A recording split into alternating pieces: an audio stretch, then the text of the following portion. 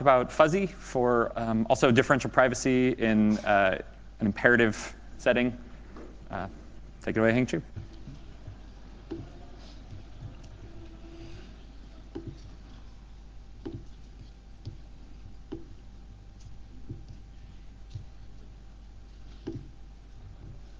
Hi, everybody hear me? So just last year, I was interviewed several times to participate in a consumer expenditure survey by the US Census Bureau. And with the 2020 census closing in, I keep wondering how would my data be used? Now we have the definitive answer. The analysts will use these data with differential privacy. And Apple and Google are also applying differential privacy to detect unusual memory usage and unusual CPU usage, or learning new words that their users are sending to each other. So what is differential privacy? The definition of differential privacy says for two similar inputs, a randomized function f, or a randomized program f, is differentially private if it produces probability distributions that are close to each other. And here the close to relation is parameterized by two numbers, epsilon and delta, which I will shortly explain. So the fundamental idea of differential privacy is that we add noise sampled from some probability distribution to secret data so that for two similar secret data, these results in two probability distributions that are centered closely together, and an adversary will have a hard time trying to figure out where a particular sampled value came from. And formally speaking, the privacy parameter epsilon bounds the multiplicative difference in probability of each possible sampled output value. So how can I help a data analyst at the Census Bureau who may in fact prefer imperative programming over functional to implement programs that guarantee differential privacy? Well, the answer to that is let's study a type system for imperative programming languages. And here, the language that we're studying is just simple while programs extended with arrays and a special sampling instruction that gets some noise from a Laplace distribution. So to reason about fuzzy programs or simple while programs, we use a three-level logic. At the base level, we have the base logic, where we define the raw language semantics. This is the semantics of simple while programs. And on top of that, researchers have developed a proof logic called APRHL, which stands for Approximate Relational Horror Logic. This proof logic abstracts over the reasoning of raw language semantics. We will come back to APRHL very shortly. And on top of APRHL, we automate part of the proof construction, and we also develop formal methods for combining manual proofs and their results with the automated types and build that into a type system. And here our contributions are the automation, the formal methods of manual proofs, and then combining that into an automated type system for tracking differential privacy in an imperative setting. So let's take a look at an example program that a data analyst at the Census Bureau might write. Here, the analyst may want to compute average income for three different income brackets. And we have a list of income values. Let's assume that each income value comes from an individual person, and two input lists of income values are considered similar if at most one individual's data needs to be inserted or removed to make the two lists identical. So the first step is we need to break this list of income values into the 3 income brackets. And following that, we will sum up the income values within each bracket. And here I've highlighted the different values that we may get depending on whether this particular individual's income value is used or not. And finally, we will sample some noise and then add that to our sum. So notice that because these two sensitive values are close to each other, the noise that we get are also close to each other. And in fact, it is difficult to tell from which distribution that the sampled value actually came from. So how do we actually express this program in terms of fuzzy code? Well, it looks something like this. We apply some operation called partition, which breaks up the list of income values. And for a particular income bracket, we sum up the income values within that list, within that sublist. And finally, we apply the noise to the sum. So it turns out that to track differential privacy in an imperative setting, the critical information that we need to track is the property called value sensitivity.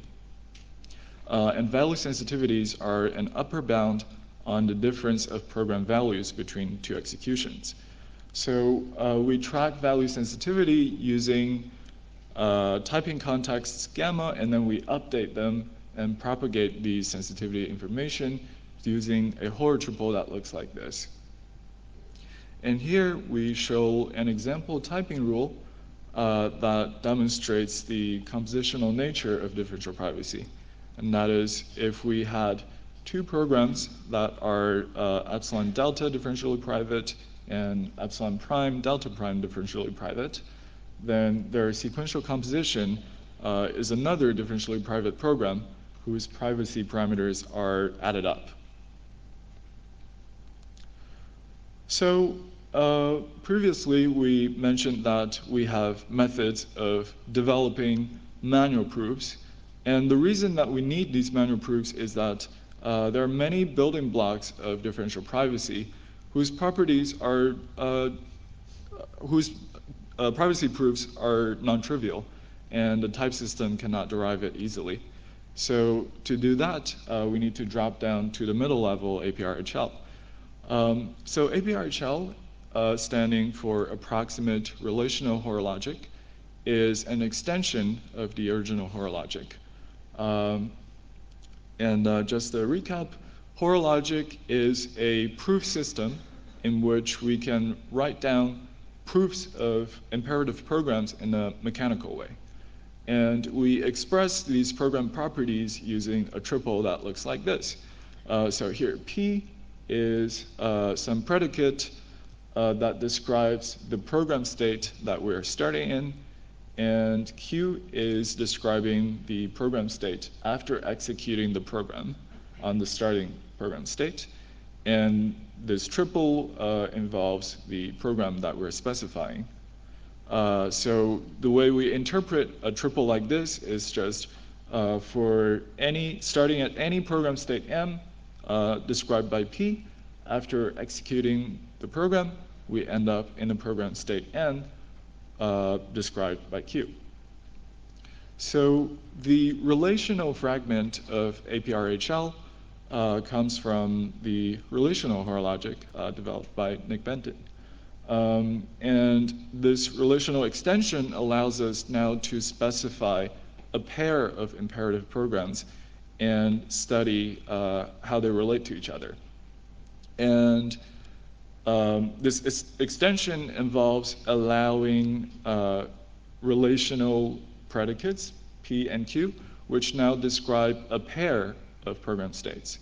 And the way we interpret a relational triple like this is that for any pair of program states M and M prime described by P, if we execute prog on M and prog prime on M prime, then we will end up with program states N and M prime described by the relational postcondition predicate Q.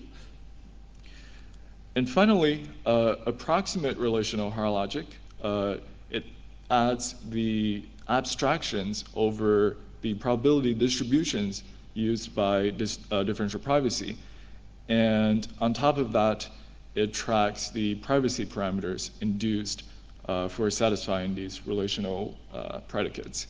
And the way that we can interpret a triple like this in APRHL is that starting with program states M and M prime described by P, after executing these pair of probabilistic programs, we end up with distributions of program states that satisfy Q. And the privacy cost incurred is described by the parameters epsilon and delta. And so it is conventional to annotate program variables with bracket 1 or bracket 2 in these relational predicates to specifically refer to the value of a program variable in one execution versus the other. So here, this example is saying that the value of x must be equal in both executions, and the value of y is phi in the first execution. So recall the shape of our typing judgment in Fuzzi. So to drop down to the middle level APRHL, we must provide some appropriate translation of our typing judgment into these relational Hor triples in APRHL. And we simply line up the preconditioned typing context with the preconditioned relational predicate P and post-conditioned typing context with Q, and we're relating the program C to itself, and the privacy parameters simply carry over.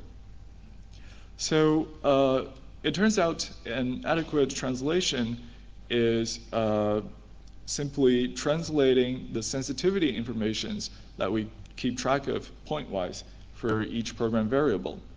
So our typing context gamma, it keeps track of data that type information that looks like this. Here we pronounce this syntax x has data type int with sensitivity s. And for each program variable in the typing context gamma, we translate it into a relational assertion that says the difference of value x in two executions are no more than s different. And to translate an entire typing context, we simply take the conjunction over all program variables.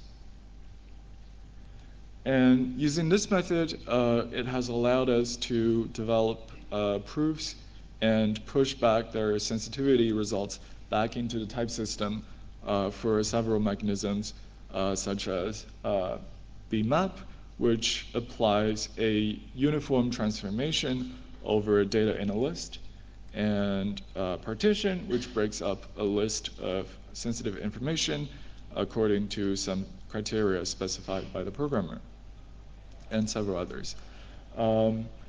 So using these operations that we built, we evaluated Fuzzi by implementing 4 textbook machine learning algorithms. And here in this table, we show the accuracy of the differentially private version of these algorithms. And we show the privacy parameters for executing each of these algorithms.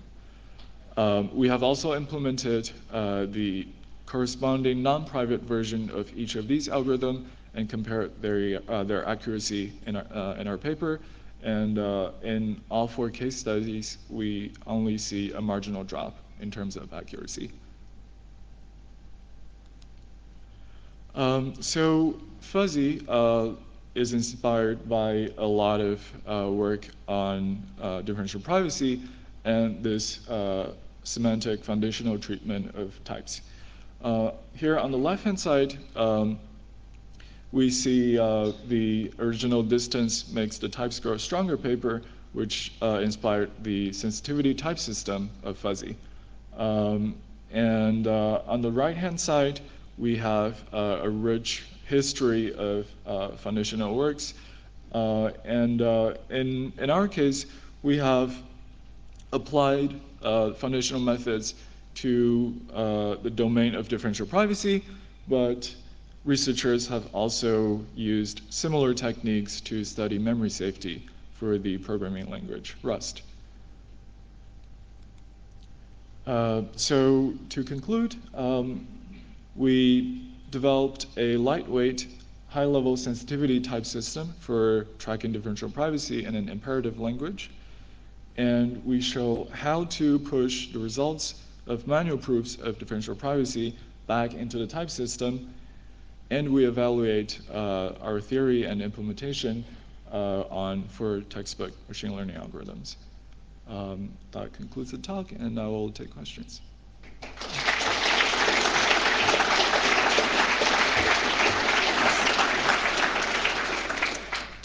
Great. We'll just start with one of the anonymous questions on Slido. So you build on the APRHL system and focus on usability and user-oriented design.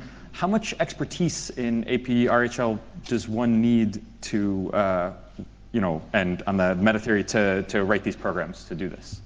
So if you are simply writing the program, then not much. In fact, you don't really need to know APRHL at all. However, if you would like to introduce yet another building block, one of these primitive operations, then you need to have a lot of expertise in APRHL. Namely, you need to know both how to prove differential privacy and how to express that proof in APRHL. Hi, thanks for the talk. I have two questions. One more technical. Can you go at the interpretation of the context? Sure. So is this interpretation also for gamma 2, or gamma 2 you use a different interpretation? It's the same interpretation. So at the high level, you don't take care of probabilities? Sorry, I don't take care of? You don't take care of the fact that the program C is probabilistic. In fact, that is taken care of by APRHL itself. So at the lower level? Yeah, APRHL has this abstraction called approximate lifting of a deterministic relation.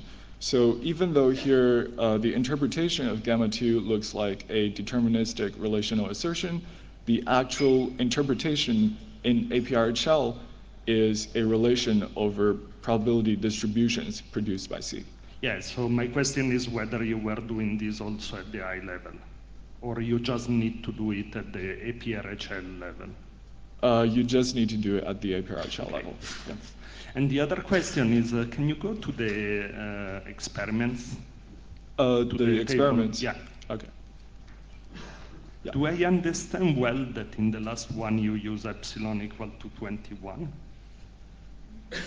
Sorry, could you repeat the question? Do I understand well that you use epsilon equal to 21? Yes. Okay. Yeah. For some of these case studies, the epsilons are quite large, and it is still something that we're working on. But we do have a primitive operation that implements the advanced composition for differential privacy, and we use that in the evaluation of logistic regression. So another Slido question, does your system work with non-terminating programs, and can you still guarantee privacy? So the theory works up to co-termination of probabilistic programs. So yes, for non-terminating programs, the guarantees that we provide are up to co-termination, but it is kind of hard to interpret what does it mean for a non-terminating program to be differentially private? Any other questions from the audience? Okay, I'll just ask another one of the ones from Slido. So how do you guarantee privacy in the presence of extreme outliers? So I guess it's more of a general differential privacy question. I see. But. So let's go back to this picture of the fundamental idea of differential privacy. So if we had an extreme outlier, say in the income value example, maybe Bill Gates lives in the neighborhood and he has an income value much higher than everybody else. Then in this case, when we're applying the Laplace noise to the sum of these two income values, we would have these two secret values that are centered very far apart. So in that case, even adding the noise is not enough to prevent an adversary from guessing whether Bill Gates lives in the neighborhood or not. So what we do in that case is, in fact, the sum operation in the example is not a straightforward sum. It's, in fact, a clipping sum. So if we had Bill Gates' income value in the list, it would be clipped up to some statically chosen upper bound in order to prevent situations like that. Great, thanks. If we could thank the speaker again.